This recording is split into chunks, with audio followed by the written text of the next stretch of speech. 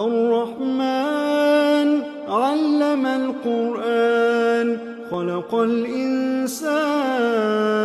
علمه البيان الشمس والقمر بحسبان والنجم والشجر يسجدان والسماء رفعها ووضع الميزان ألا تطغوا في الميزان وأقيموا الوزن بالقسط ولا تخسروا الميزان والأرض وضعها للأنام فيها فاكهة